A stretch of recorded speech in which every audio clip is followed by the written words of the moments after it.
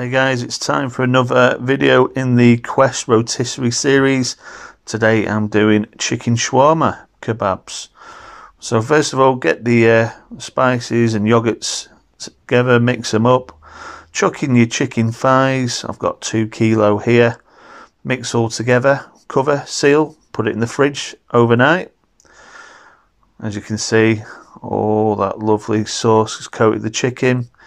And I've stacked it up in the Quest, popped an onion on top. So when I've laid it up, I've just put one thigh one way and then put the other at a 90-degree angle. Or was that 180 degree? 90 degree.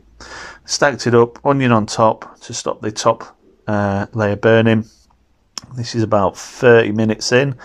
As you can see, all the juices are running down the side. It's almost ready for the first cut using the blade. I used a bread knife. I do recommend. I'm looking into getting a proper knife. So here's the flatbread on me cooking away there, first side. And then here's a picture of the floor. And there's the kebab, which I've got a red and white sauce, salad, and thanks for watching. Cheers. See you in the next video.